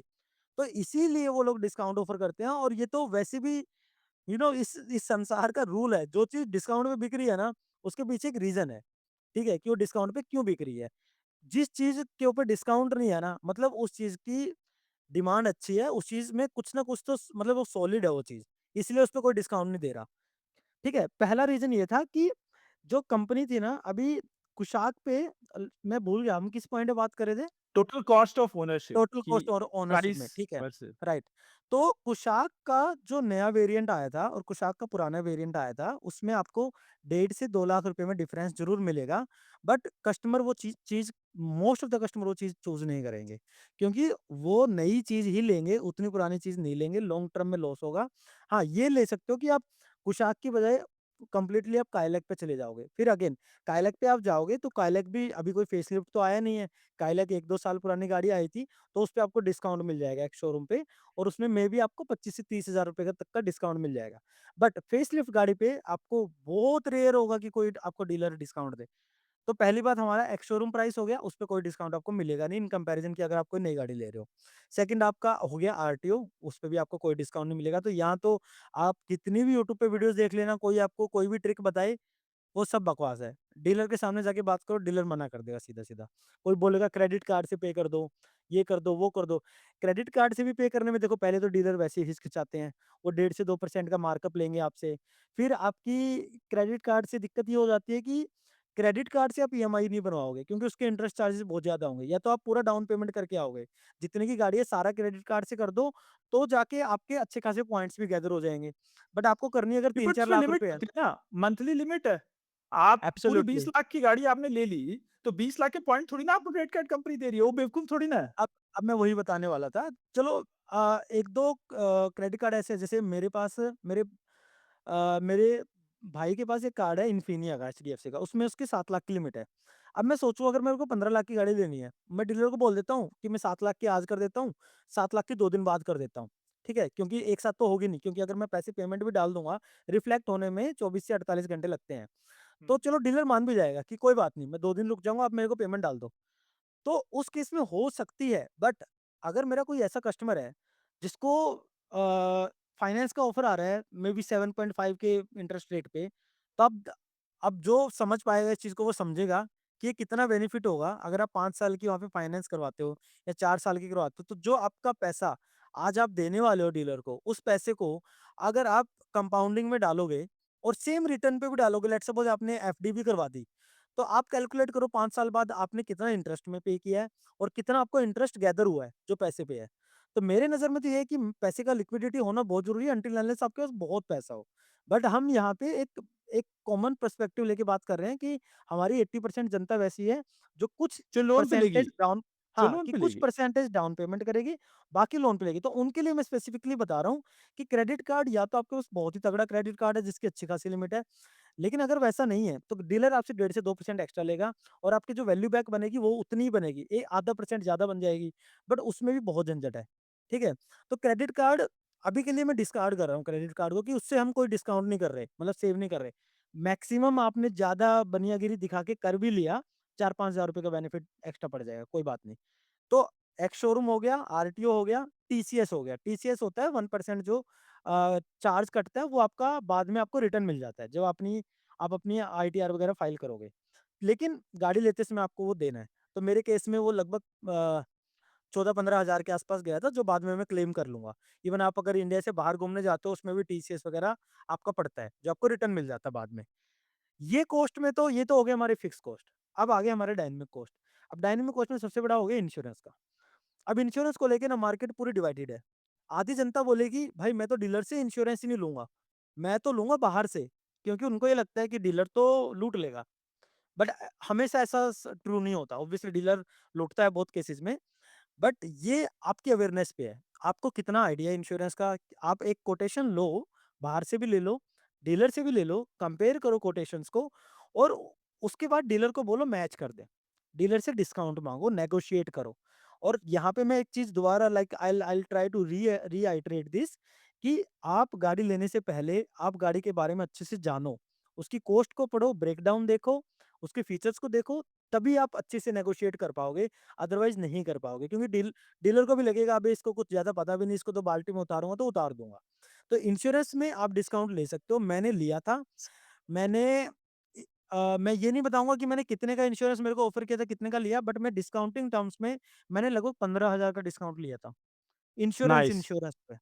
Nice, nice, nice. कुछ डीलर के एक्स्ट्रा हिडन चार्जेज़ होते हैं, हैंडलिंग चार्जेज़ मान लो उसको, कुछ मान लो, उन पे भी आप डिस्काउंट ले सकते हो। उस पे मैंने ₹10,000 का डिस्काउंट लिया था।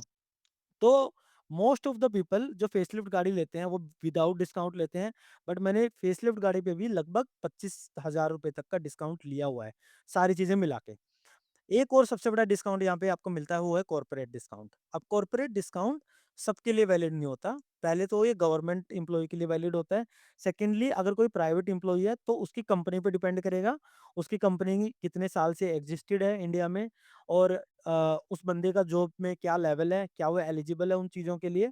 तो कंपनी से आप अपने बात करो, अगर कंपनी मान जाती है उस चीज़ के लिए तो आपको कॉर्पोरेट डिस्काउंट भी मिल जाते हैं, जो कि शायद 10 से 20,000 रुपए तक का मिल जाएगा आपको। तो वो एक आपका एक्स्ट्रा डिस्काउंट पड़ गया।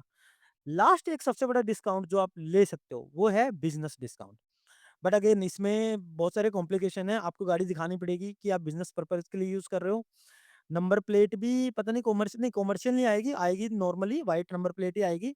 बट आपको जस्टिफाई करना पड़ेगा क्योंकि अभी स्क्रूटनी बहुत खतरनाक होती है इस चीज़ में। ऐसा नहीं है कि मेरे पास जीएसटी नंबर है तो भाई मैंने जाके ले ली। वो शायद पहले हो जाता था, बट आज के टाइम पे कार एक्सपेंस आईटीआर में क्लेम करना बहुत मुश्किल वाला काम है। मतलब आप इसको एक्सपेंस नहीं दिखा सकते इतना ईज़ी, बट अगर आप दिखा सकते हो, आप एलिजिबल हो उन सारी चीज़ों के लिए, तो आप बिल्कुल लो। जीएसटी में आपको बहुत बड़ा बेनिफिट मिल जाएगा। अब लास्ट आ गया हमारा एक्सेसरीज़ का। एक्सेसरीज़ क्या होती है? मैं अपना पॉइंट ऑफ व्यू बताता हूँ। मेरे डीलर ने मेरे को कभी भी एक्सेसरीज़ के लिए पुश नहीं किया। उन्होंने मेरे को एक्सेसरीज़ सामने ला के रख दी। उनका एक एक्सेसरी बहुत बड़ा बॉक्स था। उसकी कीमत थी ₹10,000। इसके ऊपर मैंने वीडियो भी बना रखी है मेरे यूट्यूब चैनल पे, जिसमें मैंने सारी चीज़ें दिखा रखी है मेरे को क्या-क्या एक्स्ट्रा मिला। अब उन ₹10,000 में उसने 5 से 6 चीज़ें मेरे को दिखाई, ठीक है? कि ये सारी चीज़ें आपको मिल जाएगी। डिसीज़न मेरे पे छोड़ दिया कि आप सारी चीज़ें देख लो, आधा घंटा लगा लो, कोई प्रॉब्लम नहीं है, मुझे कोई जल्दबाज़ी नहीं है। Like it was a very nice gesture from my sales person at least. मुझे नहीं पता सब जगह ये होता है, हो सकता है कहीं पे पुश करें। बट मैंने क्लियरली पूछ लिया था कि एक्सेसरीज़ के कितने पैसे हैं और क्या ये मैंडेटरी है? वो बोले मैंडेटरी नहीं है, ये चीज़ें मिलेगी, आपको लेनी है ले लो, नहीं लेनी मत लो। उसमें जो मेरे को 5-6 चीज़ें मिली, उनका जब मैंने सिंगल-सिंगल मतलब एक अंदाज़ा कॉस्ट लगाया और उसी क्वालिटी की चीज़ों को कॉस्ट लगाऊँगा। ऐसा नहीं कि मेरे को अगर 3D मैट मिल रहे हैं, स्कोडा की तरफ से और मैं बाहर से सोचूँ कि यार मैं मैट ₹1000 में लगवा लूँगा, बट मेरे को तो वो क्वालिटी नहीं मिलेगी ना, क्योंकि मैं तो फिर वो apple to apple, orange to orange comparison करूँगा। वैसे तो आप चाहे 500 के लगवा लो, मीशो से खरीद लो, मिल जाएँगे वो भी आपको। बट अगर मैं उसी क्वालिटी के ये सोचता हूँ मैं बाहर से ले लेता हूँ, तो मेरा प्राइस में 19-20 का फ़र्क आ रहा था क्योंकि मेरे को कुशन भी मिले हैं, मेरे को 3D मैट भी मिले हैं, मेरे को मड फ्लैप भी मिले हैं, ठीक है? मेरे को परफ्यूम वगैरह भी दिए हैं, मेरे को कार क्लीनर किट भी दिया है और भी 1-2 चीज़ें थी जो मैं इस टाइम सनवाइज़र बोलते हैं शायद उसको, वो भी मेरे को मिले हैं। तो उनकी जो क्वालिटी थी ना, उन पे जो स्कोडा की बैजिंग थी, थोड़ी एक प्रीमियम फ़ील था, क्वालिटी बढ़िया थी और ₹10,000 में मेरे को वर्थ लगा ये सारी चीज़ें क्योंकि मैंने जब जोड़ी ना अलग से, मेरे को वो वैल्यू लगी बाहर मेरे को 7 से 8,000 रुपए की। तो 7 से 8,000 रुपए की बाहर मिलेगी मेरे को, उनकी क्वालिटी का मुझे अंदाज़ा नहीं है। उसके लिए मुझे अलग से घूमना भी पड़ेगा, रिसर्च भी करनी पड़ेगी और ना मैं उस पे कोई स्कोडा की बैजिंग-वैजिंग आने वाली। ये मेरे को कंपनी से मिल रही है, सारी ऑफ़िशियल चीज़ें हैं, तो 1000-2000 रुपए में कोई फ़र्क नहीं पड़ रहा। मैं पहले ही स 17-18 लाख रुपए की गाड़ी ले रहा हूँ। तो एक्सेसरीज़ मैंने चॉइस करी थी कि मैं लूँगा, ₹10,000 मैंने एक्स्ट्रा उसके पे किए थे। बट अगर कस्टमर चाहता है कि मेरे को एक्सेसरीज़ नहीं चाहिए, मतलब किसी को चाहिए ही नहीं मान लो, तो वो बिल्कुल अवॉइड कर सकता है। आपको अपने अगर कुछ पैसे एक्स्ट्रा बचाने हैं, तो आप बचा लो वहाँ पे। तो ये तो हो गया आपका टोटल ओनरशिप मतलब आपका खरीदने वाला कॉस्ट। उसके बाद आपका जो रनिंग कॉस्ट है, वो हर कस्टमर के लिए अलग जाता है। क्योंकि वही बात आ जाती है यहाँ पे कि आप सिटी में ज़्यादा चलाओगे, आप हाईवे में ज़्यादा चलाओगे, कितने किलोमीटर ऑन एन एवरेज आपकी गाड़ी चलेगी महीने में और उसके ऊपर डिपेंड करेगा आपकी माइलेज। अभी मैंने एक रिसेंटली लॉन्ग ड्राइव करी थी, मैं अपने कॉलेज गया था तो वो यहाँ से पड़ता है 250 किलोमीटर। तो मैं 250 किलोमीटर गया, 250 किलोमीटर आया और मोस्ट ऑफ द जो रूट था मेरा वो हाईवे था, प्रॉपर बढ़िया बने हुए थे। और मैंने इस पे वीडियो भी डाली है अपने यूट्यूब चैनल पे, उसमें मैंने माइलेज 20 की निकाली थी, जो कि स्कोडा खुद क्लेम करती है 19.7 माइलेज और मैंने 20 की माइलेज उसमें निकाली थी और स्कोडा का जो माइलेज ट्रैकर है ना, that is very, very accurate. अगर उसमें आपकी 5 की माइलेज निकल रही है ना, 5 ही दिखाएगा वो। बहुत सारी कार मैन्युफैक्चरर क्या है वो 1 से डेढ़ माइलेज को लिफ्ट करते हैं। बट स्कोडा में मैंने ये चीज़ नोटिस नहीं करी है। तो हाईवे में आपकी माइलेज बहुत बढ़िया निकलेगी, तो वहाँ पे आपका ऑब्वियसली रनिंग कॉस्ट कम आएगा। और वही गाड़ी को अगर मैं सिटी में चलाता हूँ, अब मेरी सिटी की अगर मैं बात करूँ, यहाँ पे सिटी में भी उतना ट्रैफिक नहीं है, ठीक है? तो यहाँ पे मेरी निकल जाती है 10 से 12 की माइलेज। बट अगर मैं बैंगलोर की बात करूँ, तो वहाँ पे निकलेगी 6 से 7 की माइलेज, मैक्सिमम 8 की माइलेज, 8 भी नहीं निकलेगी। तो आपका कॉस्ट वहाँ पे पड़ेगा ही पड़ेगा। सेकेंडली अगर आप ईएमआई लेते हो, ईएमआई में एक सबसे बड़ा हेल्पफुल है, आप गूगल पे जाओ, ईएमआई कैलकुलेटर लिखो कार का, ग्रो का बढ़िया सा पेज आएगा, उसमें कितने साल की ईएमआई बनवानी है, कितनी डाउन पेमेंट करनी है वो डालो। और आई थिंक मैंने आपसे भी ये चीज़ डिस्कस करी थी, आपने भी यही बोला था कि मिनिमम ट्राई करो 25 से 30% की डाउन पेमेंट करने का, व्हिच इज़ वेरी करेक्ट। इतना आप डाउन पेमेंट करो, बाकी जो अमाउंट बच गया, वो उस कैलकुलेटर में फिट करो, ईएमआई कैलकुलेट करो कितनी बन रही है, अगर आपकी ईएमआई ज़्यादा बन रही है, 1 साल बढ़ा लो उसको, और ओवरऑल ऑब्वियसली बजट आप अपना देखो फिट बैठ रहा है, तो अपना ले लो। हाँ, उस ईएमआई से क्या होगा, आपके 2-3 लाख रुपए इंटरेस्ट में बढ़ जाएँगे, अगर मतलब मेरी गाड़ी अगर 17 लाख की है, मेरे को पड़ेगी 20 लाख की। बट वही बात है, मैं अगर सारी डाउन पेमेंट आज ही कर देता, तो मैंने 5 साल की ईएमआई बनवाई है, लेट्स सपोज़। तो 5 साल में मैं अगर सारा पैसा अपना डाल देता हूँ, एफडी में डाल देता हूँ, और मैं अगर रेट अज़्यूम करता हूँ 7 से 8% का, तो मेरे वो 8 से 9 साल में डबल होंगे। तो मेरे 5 साल में कितना होगा, लगभग 55 टू 66 55 टू 60% मेरा एक्स्ट्रा पैसा हो जाएगा। जो कि मेरे एक्चुअल वैल्यू का, अगर मैं 10 लाख की भी मतलब अगर 12 लाख रुपए की एफडी कराता हूँ, जो कि मैं शायद फाइनेंस करवाने वाला था, तो 12 लाख पे मेरे को लगभग 6 लाख तो मिनिमम मेरे को फ़ायदा होगा। और मैंने इंटरेस्ट पे किया है ढाई से 3 लाख रुपए। अच्छा, ये तो मैं सेफ मेथड की बात कर रहा हूँ। आपने मान लो इक्विटी फंड में डाल दिया, थोड़ा लिक्विड फंड में डाल दिया, आर्बिट्राज में डाल दिया, या कोई और अच्छे ऐसे चीज़ में डाल दिया जिसमें आपका रिटर्न रेट अच्छा है, तो उसमें तो आपका और बेनिफिट होने वाला है। तो लॉन्गर टर्म में तो इट्स ऑलवेज ए बेनिफिट कि आप फाइनेंस पे जाओ, कंसीडरिंग कि आपको फाइनेंस के रेट अच्छे मिल रहे हैं, कि 7.5 की रेंज में मिल रहे हैं। हाँ, अगर आपको 9.5-10% मिल रहा है, that is not very very very beneficial to the customer. तो दिस वाज़ जी। My entire experience about the cost. Cost में एक और फैक्टर आ जाता है, जैसे आपने बात की सिटी और हाईवे की। तो हुँ, सिटी और हाईवे की ड्राइविंग में मैनुअल वर्सेस ऑटोमैटिक का एक क्वेश्चन आ जाता है कि अगर आप ज़्यादातर सिटी में ही चलाने वाले हो और अगर आपने ऑटोमैटिक ले ली है, ये सोच के कि कंफर्ट मिलेगा, तो हुँ। कितना ड्रॉप आएगा आपकी माइलेज में वर्सेस हाँ, मैनुअल? और हाँ, हाईवे की ड्राइविंग में भी अगर देखा जाए, अगर आपके पास क्रूज़ कंट्रोल है और आपने जी, 5वें या छठे गियर पे डाल के एक बार को छोड़ दिया है, उसके हाँ, बाद क्रूज़ कंट्रोल के बाद मैनुअल में भी आप ऑलमोस्ट ऑटोमैटिक जैसा ही चला रहे हो, अगर देखा जाए तो। एब्सोल्युटली। तो हाँ। आपकी क्या राय है? मैनुअल खरीदनी चाहिए, ऑटोमैटिक खरीदनी चाहिए? क्या वो एक्स्ट्रा पैसे देने चाहिए किसी कस्टमर को ऑटोमैटिक पे जाने के लिए? मैं तभी बोल रहा हूँ, देखो, फिर से वही चीज़ बार-बार आ जाती है। ये इसीलिए ये चीज़ इतनी इम्पोर्टेंट है कि आपको ये पता होना चाहिए कि आपकी गाड़ी हाईवे पे चलेगी ज़्यादा या सिटी में चलेगी। इसका फिर वही रीज़न आ जाता है। मान लो मेरी गाड़ी हाईवे पे ज़्यादा चलने वाली है। अब हाईवे पे जो भी बंदा गाड़ी चलाएगा, वो 5वें से छठे गियर में ही गाड़ी चलाएगा, और जब 5वें से छठी गियर में गाड़ी चलाएगा, तो टोटल जर्नी के 80% ऑफ द टाइम ऐसा होगा जब आप गियर चेंज ही नहीं करने वाले हो। जी, 80% तो मैं मिनिमम मान के चल रहा हूँ। तो वो वाला जो पीरियड है 80% वाला, वो तो आपको ऑटोमैटिक वाला ही फ़ील देने वाला है। ना आप क्लच का यूज़ कर रहे हो, ना आप गियर चेंज कर रहे हो अपने, ठीक है? सेकेंडली अगर आपकी हाईवे की नहीं है और सिटी की है, तो यहाँ पे मैं अपना अ, ऑनेस्ट ओपिनियन यही दूँगा, क्योंकि मैंने ऑटोमैटिक उतनी नहीं चलाई है, तो मैं एग्ज़ैक्टली नहीं बता पाऊँगा कि माइलेज का कितना डिफ़रेंस आएगा, पहली चीज़। दूसरी चीज़, अगर क्रूज़ पे आप चलाते हो, तो क्रूज़ पे तो कोई ज़्यादा बेनिफिट है नहीं, कि मतलब ज़्यादा कोई डिफ़रेंस है नहीं, मैनुअल और ऑटोमैटिक में। मैंने जितना देखा है, मतलब मेरे कुछ फ्रेंड्स के पास ऑटोमैटिक गाड़ियाँ भी हैं, उनके अगर मैं रीज़न्स बताऊँ कि उन्होंने ऑटोमैटिक क्यों ली थी, 90% लोगों के रीज़न तो ये होते हैं कि मेरी वाइफ़ को ड्राइव करना है। अब ये सच बात है, ठीक है? अब यहाँ पे इसको किसी तरीके से मोड़ लो इस बात को, बट ये मैं वो बता रहा हूँ जो मैंने जितने लोगों से पूछा है, कि वो ये बोलते हैं कि अभी मेरे एक दोस्त की शादी हुई है 6 महीने पहले। उसने स्कोडा की गाड़ी ली है, पुरानी वाली।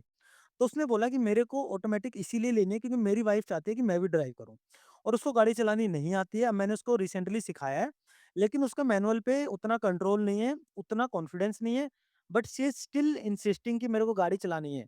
तो इसलिए मैंने ऑटोमैटिक ली कि चल मैं अपना मैनुअल से ऑटोमैटिक स्विच कर लूँगा।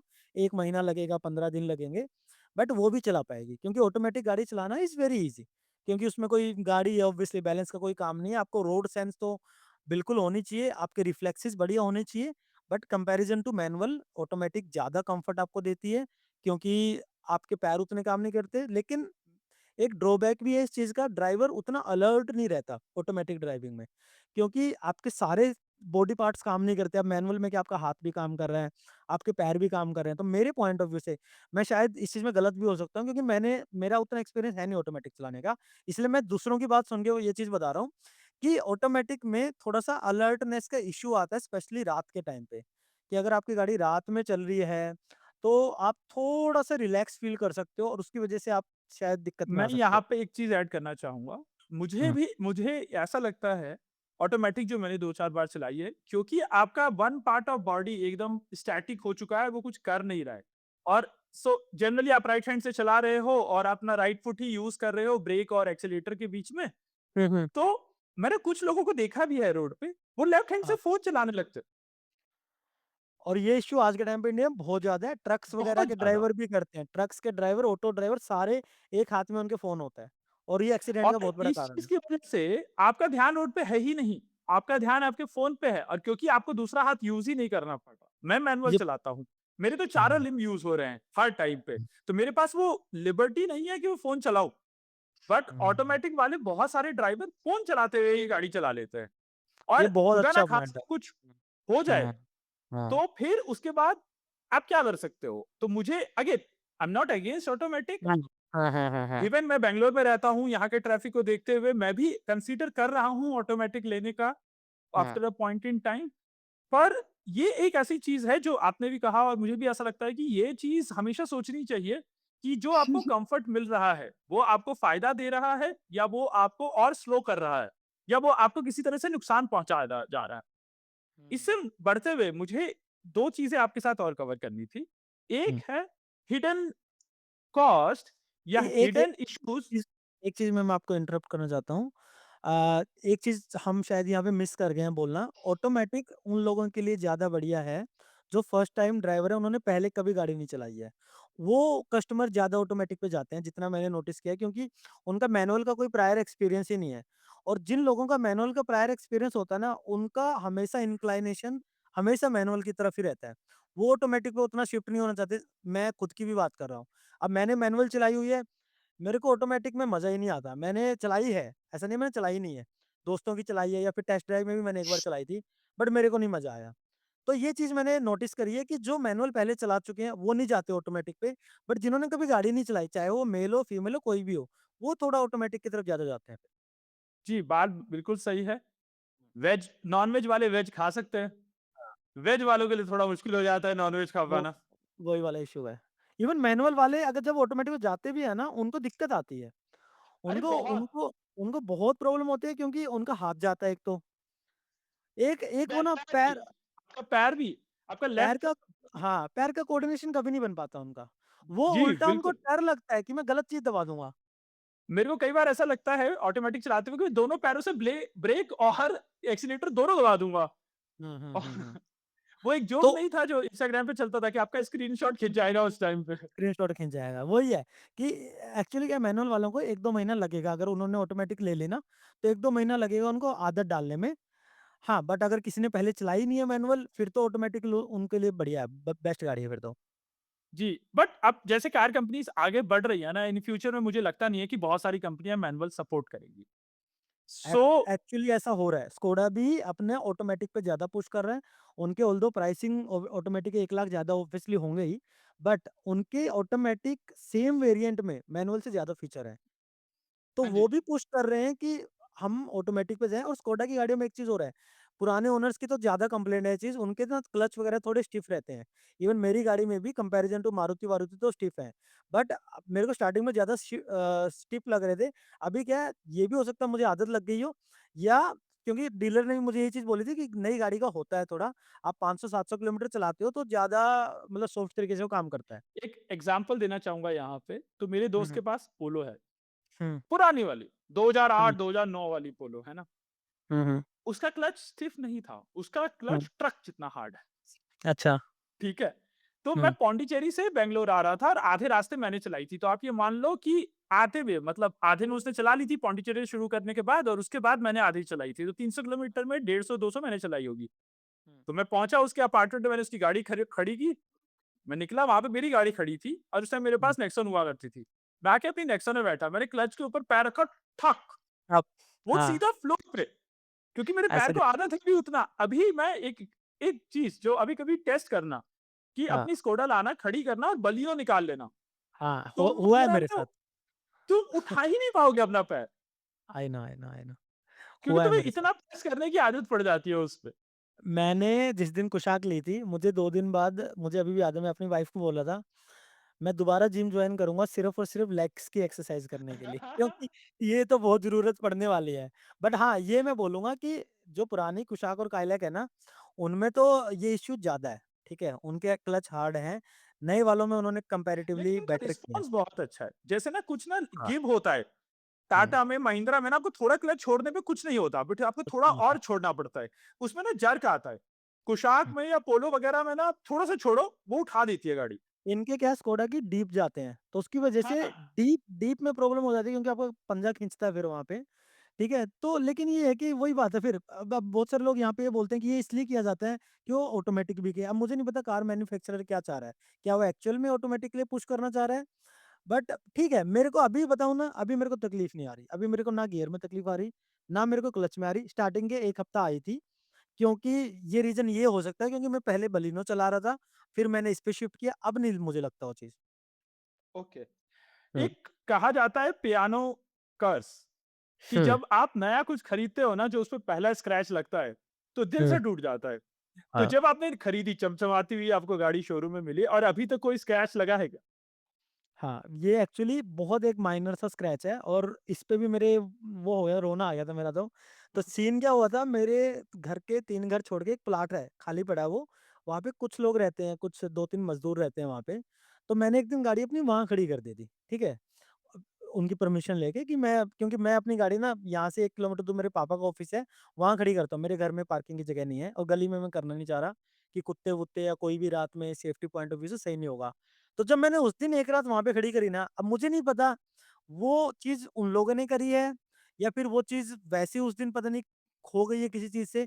मैंने अगले दिन जब सुबह गाड़ी निकाली ना, तो मेरी गाड़ी पे इतना बड़ा-सा बहुत छोटा-सा स्क्रैच था, जो मैं जब अभी जाऊँगा डीलर के पास, वो 1 मिनट में उसको साफ कर देगा, उतना कोई बड़ा इश्यू नहीं है।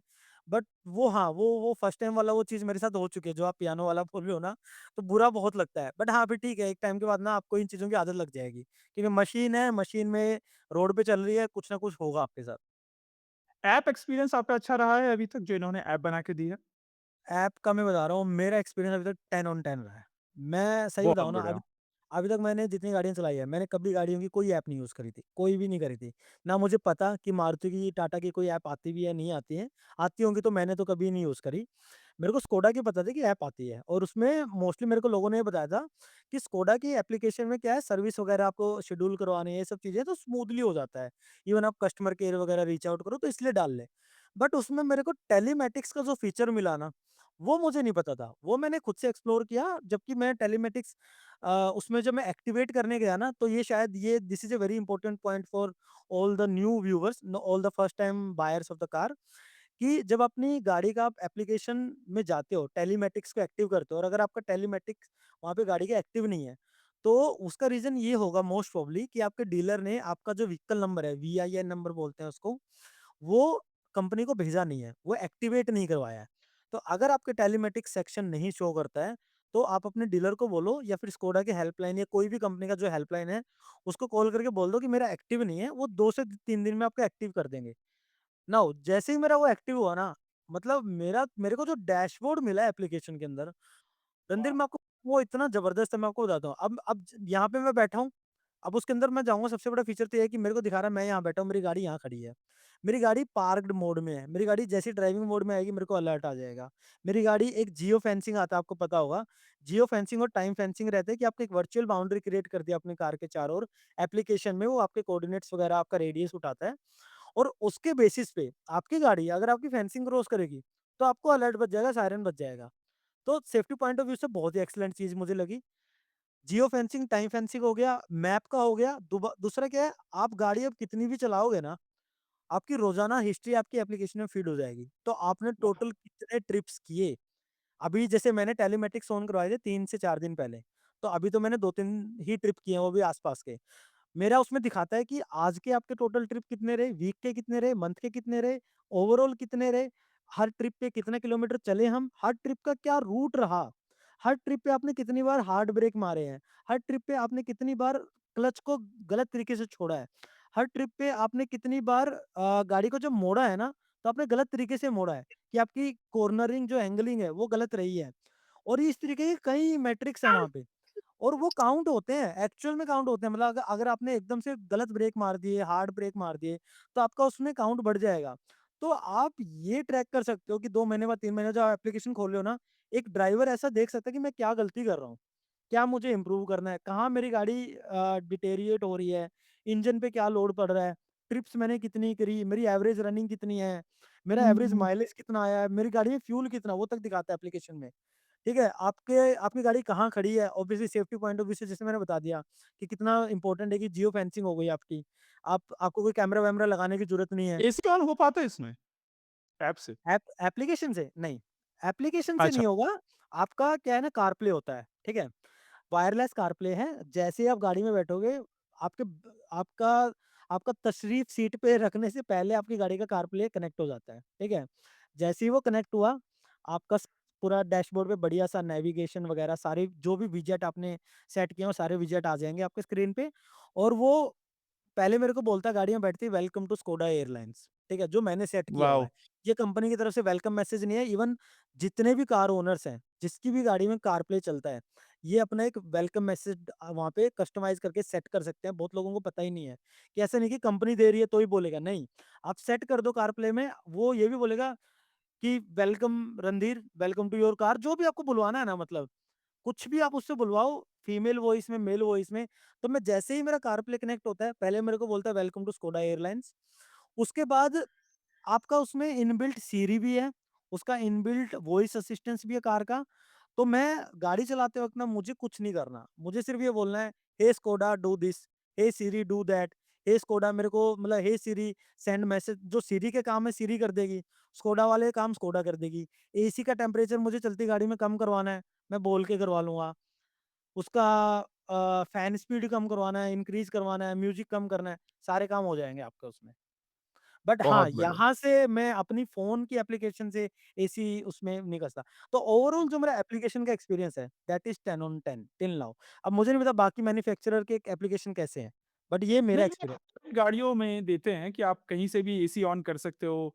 अगर आपने सीट की जैसे आप चला रहे हो, आपकी वाइफ़ चला रही हैं, वाइफ़ अलग तरीके से बैठ रही है, आप अलग तरीके से बैठ रहे हो, मेमोरी तो क्रिएट हो मेमोरी जाते हैं। मेमोरी क्रिएट कर लेता है और फिर उसके हिसाब से आप ऐप से ही चेंज कर सकते हो, आपके समझ हिसाब गया। से सीट सेट करके रख देगा।